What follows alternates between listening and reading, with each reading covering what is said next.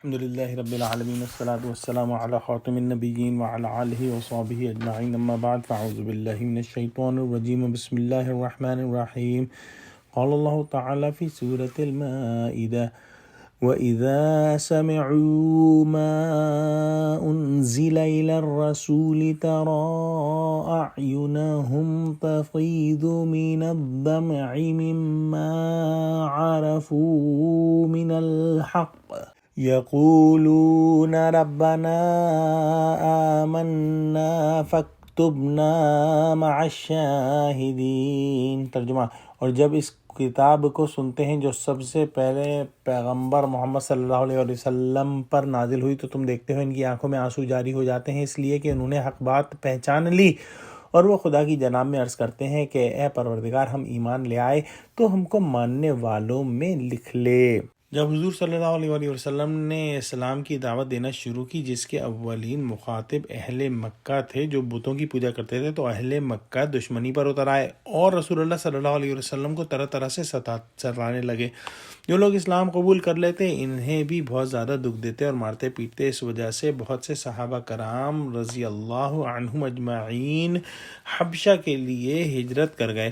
حبشہ اس وقت قریب ترین ملک تھا جہاں ایمان محفوظ رکھتے ہوئے عافیت کے ساتھ رہنے کا امکان تھا۔ جب یہ حضرات وہاں پہنچے تو اہل مکہ نے وہاں بھی پیچھا کیا اور شاہ حبشہ کے پاس شکایت لے کر گئے، لیکن اس نے ان لوگوں کی ایک بات نہ مانی اور حضرات صحابہ رضی اللہ عنہم کو امن و امان کے ساتھ ٹھکانہ دیا۔ ان مہاجرین میں رسول اللہ صلی اللہ علیہ وسلم کے چچا زاد بھائی جعفر بن ابی طالب تھے۔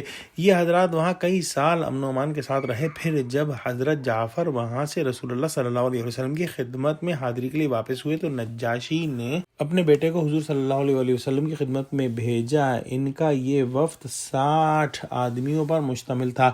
نجاشی نے حضرت صلی اللہ علیہ وسلم کی خدمت میں تحریر کیا کہ یا رسول اللہ، میں گواہی دیتا ہوں کہ آپ اللہ کے سچے رسول ہیں، اور میں نے آپ کے چچا کے بیٹے کے ہاتھ پر آپ سے بیعت کر لی اور میں نے اللہ تعالیٰ کی اطاعت قبول کر لی۔ میں آپ کی خدمت میں اپنے بیٹے کو بھیج رہا ہوں، اگر آپ کا فرمان ہو تو میں خود بھی آپ کی خدمت میں حاضر ہو جاؤں۔ والسلام علیکم یا رسول اللہ۔ نجاشی کا یہ جو بھیجا ہوا وفد تھا کشتی میں سوار تھا، لیکن یہ لوگ سمندر میں ڈوب گئے۔ حضرت جعفر رضی اللہ تعالیٰ عنہ اپنے ساتھیوں کے ساتھ، جن کی تعداد 70 تھی، دوسری کشتی پر سوار ہوئے تھے۔ یہ لوگ رسول اللہ صلی اللہ علیہ وسلم کی خدمت میں حاضر ہو گئے۔ ان میں زیادہ تر لوگ حبشہ کے اور 8 آدمی شام کے تھے۔ حضور صلی اللہ علیہ وسلم نے اول سے آخر تک سورہ یاسین، سورہ قرآن مجید سن کر یہ لوگ رونے لگے اور کہنے لگے کہ ہم ایمان لے آئے، اور یہ جو کچھ ہم نے سنا ہے یہ بالکل اس کے مشابہ ہے جو حضرت عیسیٰ علیہ السلام پر نازل ہوا تھا۔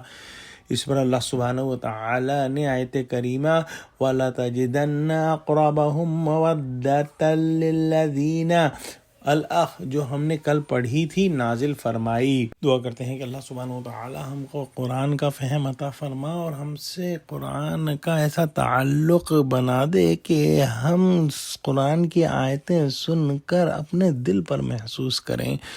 آمین۔ وآخر دعوانا الحمد للہ رب العالمین۔ السلام علیکم ورحمۃ اللہ وبرکاتہ۔